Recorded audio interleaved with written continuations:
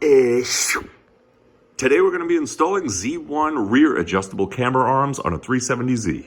Safety and prep first, so I'm going to throw some wheel chucks in front of the front wheels, loosen the rear lug nuts just a wee little bit, and then I'm going to jack up the diff.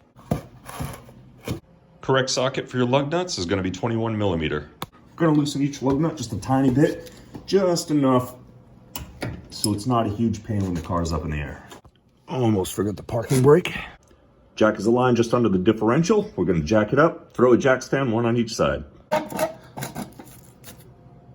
car's jacked up. It is supported in a way that might prevent our death. So we're going to finish taking these lugs off, pop the rear wheels off, and then, I don't know, do some actual work. Okay, we are ready to start looking at disassembly. So as we make our way under here, the first bolt we're going to look at is the one connecting the camber arm to the knuckle. This is a 17 millimeter. It's going to be a 17 millimeter on both sides. As we trace the camber arm up, there is another 17 millimeter bolt up here connecting to the chassis. On the other side, I believe it may be a 19. And as you can see, it gets pretty cramped in here, and it's possible we may need to remove the mount for the sway bar. We'll figure that out in a bit. Removing the knuckle end, if you have an impact gun, that's going to be really good to help boost a false sense of confidence to make you feel like you know what you're doing. I don't. Okay, that one came out super easy. Onto the inside.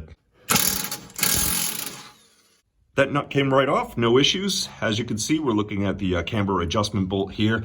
I'm not going to bother marking this or anything to get it back on the same way because we're just doing the install and this is going off for an alignment right afterward. So not too concerned here, but a lot of people might want to take some marks or photos or something just so this goes back into the right orientation. Now we have to figure out how to get this bolt out of the back. May have to remove some things. We'll see. The bolt did fight me a bit. As you can see, this car is it's got a fair amount of rust. I wasn't always the owner of this car, and the previous owner did leave it outside, and we live in New England, so we see a lot of this sort of thing. Anyways, that bolt was difficult to get out, so I went ahead and did the right thing and just slammed the hell out of it with a hammer. Now we just have to figure out how to get it out in this tight space, and I think if we just move this camber arm around to manipulate the angle, we can probably slide it up and over this sway bar. And that's exactly what I did. So here we see the OEM camber arm next to the new Z1 rear adjustable camber arm. And the next thing I'm going to need to do is line up this Z1 camber arm so it's the same length as the OEM camber arm. And measuring from the inside of each one of these holes should be 313 millimeters. In order to adjust this, all we have to do is break free these two lock nuts at the end. And to do that, we're going to put a wrench on the lock nut and a wrench on the middle of the adjustable camber arm and turn in opposite directions to loosen it. You do that once on each side. That breaks free the middle. And then you simply manipulate the length by turning the middle piece.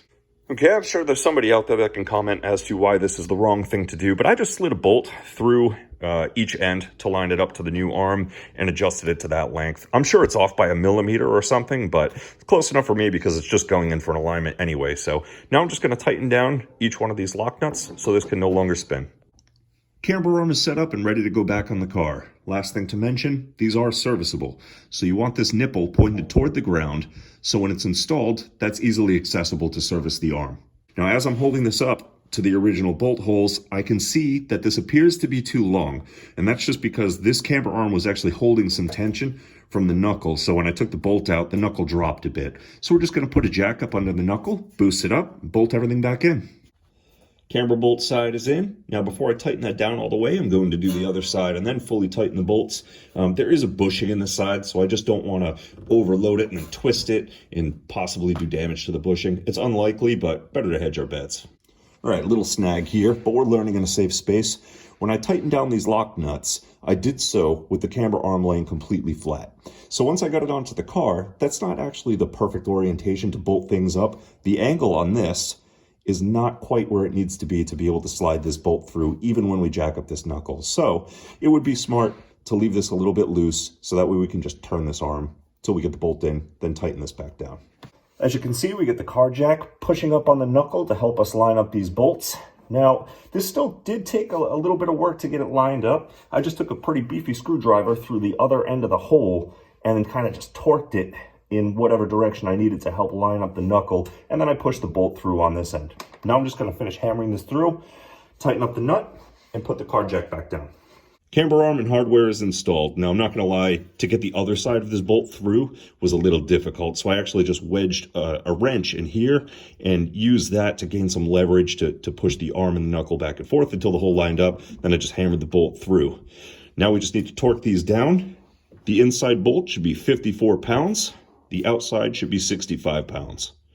That's it. So your new Z1 rear adjustable camber arm is completed. You're just going to rinse and repeat, do the exact same thing on the other side, but mirrored. You can throw your wheels back on, throw your lug nuts back on. If you're not sure, they go to 80 foot-pounds of torque. And then you can just kind of throw this, do it away or save it, and then go get yourself an alignment because there's no way that that's correct.